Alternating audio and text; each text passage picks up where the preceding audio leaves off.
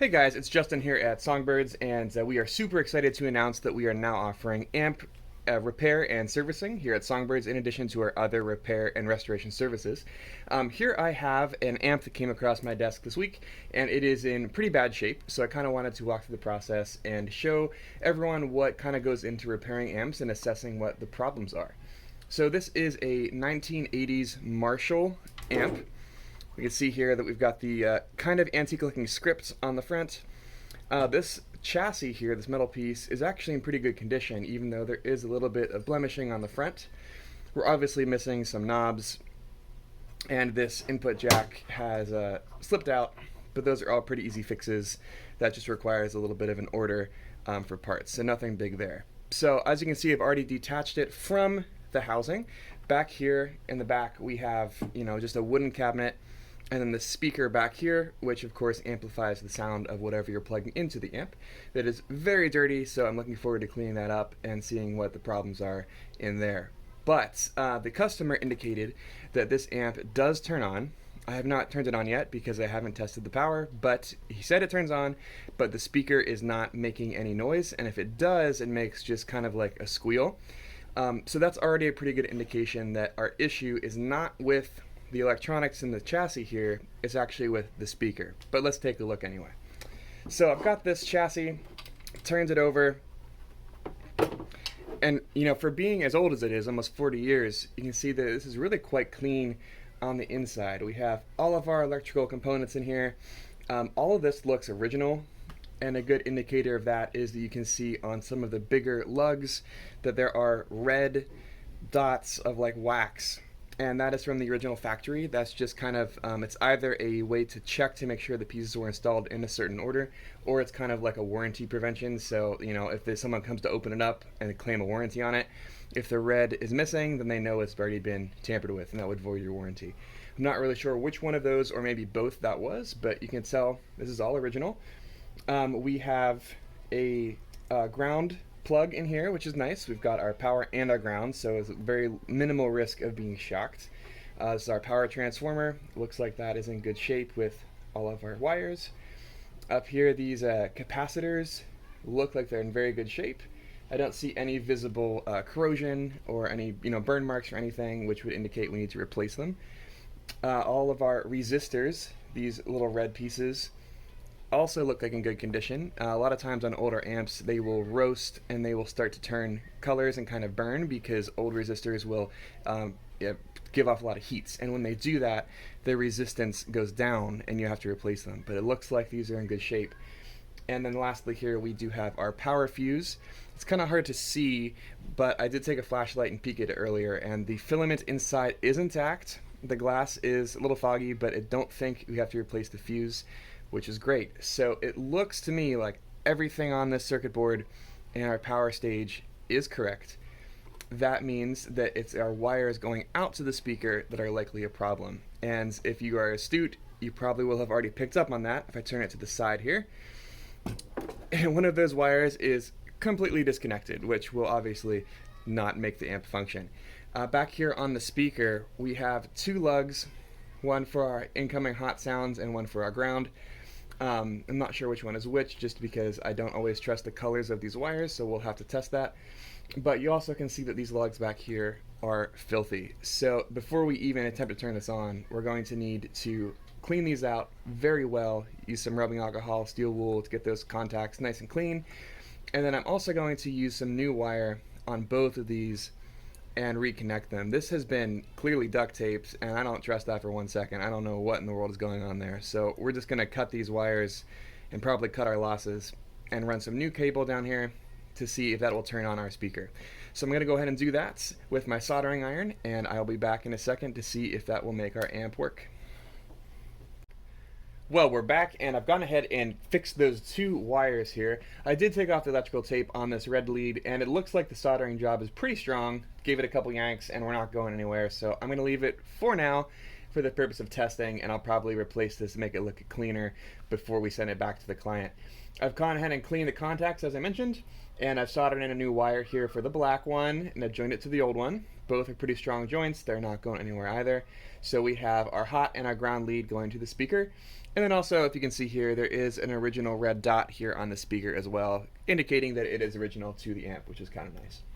On the front of the chassis, I've gone ahead and taken off all of the knobs because some of them were free spinning. And when we're testing an amp for the first time, we always want to have all of our potentiometers, our pots, down at 0 because we don't want to have anything below, including our eardrums. And this one input jack up here on the top, let me turn this over so you can see. This one input jack that was missing has simply just lost a washer, so I'm just going to put it back in here. The wiring is fine, it just needs to be held in temporarily so we can test everything. Now, before I turn this on, I have a new power cord plugged in here. I don't trust the one it came with because it's from the 80s, and you know, we might test it later, but I don't want to do anything reckless, so I put a new power cord on it just for testing purposes, and I have that plugged into my current limiter. Let me show you what that looks like here. Move my coffee out of the way. 1 second here. Okay, so my current limiter is over here. It is this light bulb device, and all that does is if I turn on the amp and there is an electrical short, or essentially the hot wire, the black wire, is crossing over the white wire, and that causes electrical shock. It causes the amp to maybe get a shock as well. It's very bad. We don't want to have a short. If that is present, this light bulb will turn on and warn us that that is the case. It's kind of like our canary in the coal mine, if you will.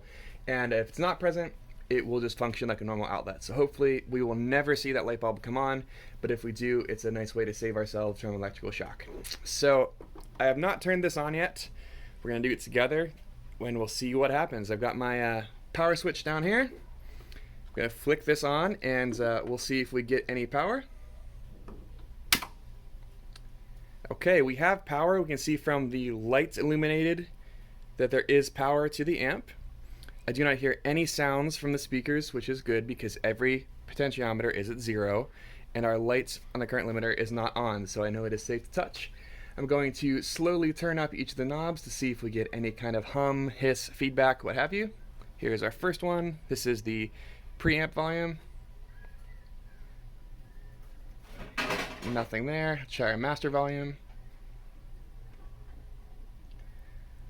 Okay, we do have a little bit of a hum that's barely audible, which can be expected because we're going up to 10. Let's try our trebles. Middle, bass, and presence. Those should not make noise, and they don't, which is good. So our last test here before we plug in an instrument is we're going to turn everything up to 10.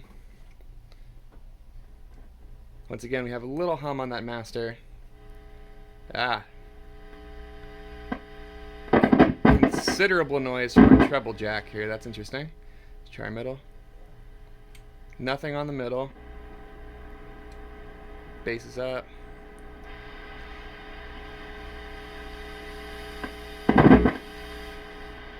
So just from that indication, we'll go ahead and plug in an instrument, but it looks like we might need to do some additional work here on our treble potentiometer, as well as possibly the master, depending on how noisy it gets with the instrument. So I'm going to go ahead and do that. I'll be right back with the guitar, and we will try this out. Okay, we're back here for our test. I have a guitar that I use for a lot of testing here. I know it's reliable. There's nothing wrong with it as far as I'm concerned. It has humbuckers in it, which is always good to get the quietest sound possible with amp testing. I'm also using a cable that I know is one of the quieter ones that I have, so I'm trying to eliminate the possible sources of noise. All my knobs are turned back down to 0, and my power switch is on. So we're just going to go through and we're going to do this as we should in stages and find out if all our knobs are working, if they have noise, if the amp is functioning, we're getting any sounds at all. We'll find out together. I have this plugged into the input that has the washer on it so that we don't push through into the amp, and just so it's a little bit more safe. But here we go. I've got my guitar sound without the amp on. We're going to start with the preamp volume because, as the word indicates, preamp, you play it before the amplifier is used to control volume. I'll move this here so you can see better. Preamp is up here, and I will turn that up. 1 second. There we go. I will turn that up as slowly. Now, we shouldn't hear anything yet because it's just controlling the preamp. The master volume will give us actual sound from the speaker if it works. So let's try that here.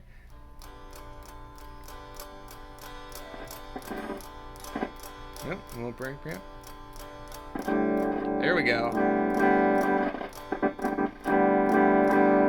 Okay, so we have sound from the speaker, which is great. Second place with notes. And we can clearly hear the speaker is working. That master volume pod is sounds very dirty. Right? If we mess with the volume change, you can hear the crackling very present.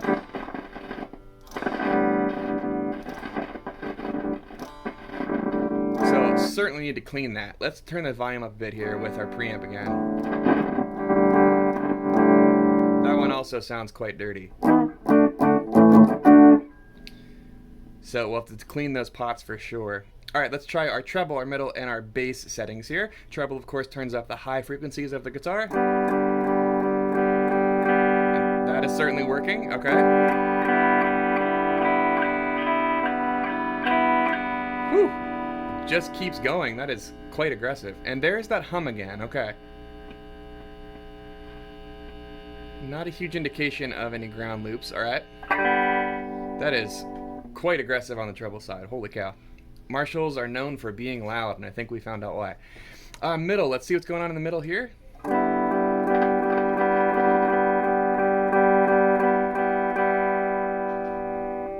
That is also functioning. Great, you can hear the middle scoop, although not as dramatic as the treble. And let's see with the bass. Whoo, that works too, all right.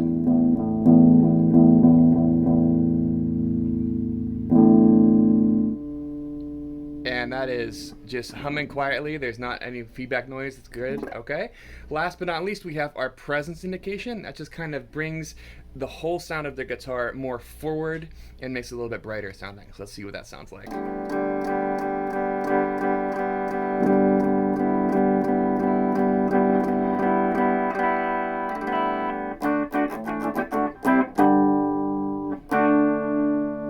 That is also working as it should. Okay, so looks like we're pretty much to the end of our journey already.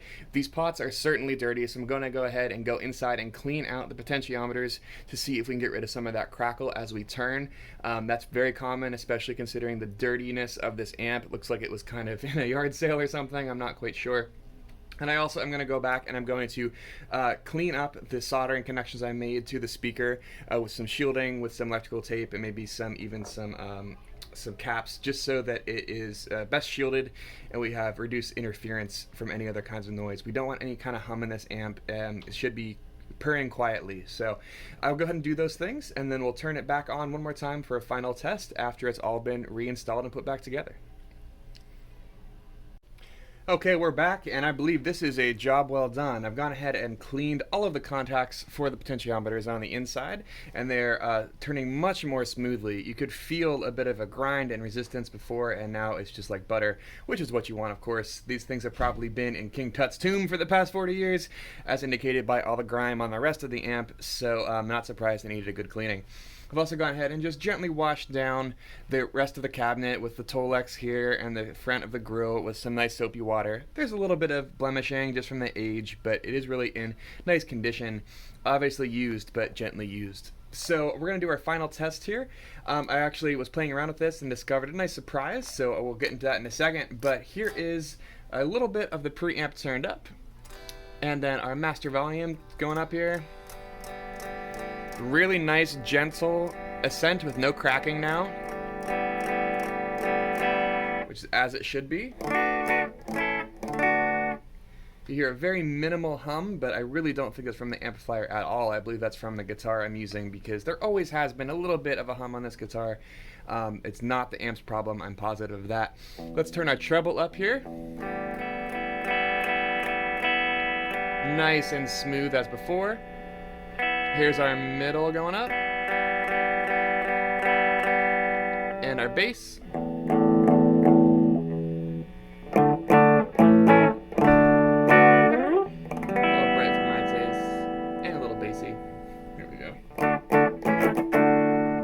And then lastly, we're going to do our presence, just to kind of get this a little more in your face. I guess it actually was turned up a bit.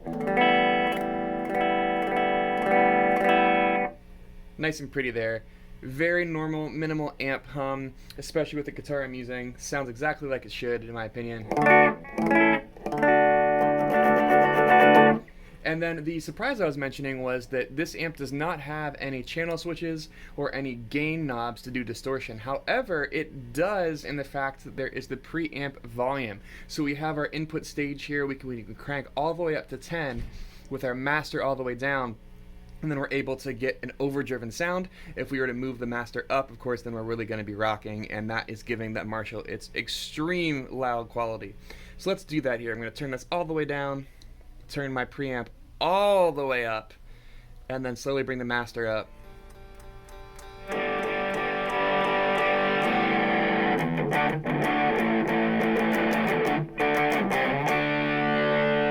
And then we have the distinct Marshall sound of that overdrive built into the amp.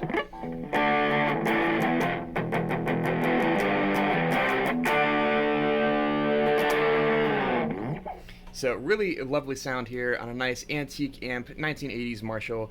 I say that is a job completed, and I'm excited to hear back from the client and see what they think of it. So thank you for watching. If you're interested in more of this amp repair, we'll be doing a couple more videos in the future. And as a reminder, we do now offer amp repair and electronic repair, building, and restoration here at Songbirds. Thanks so much, and have a good day.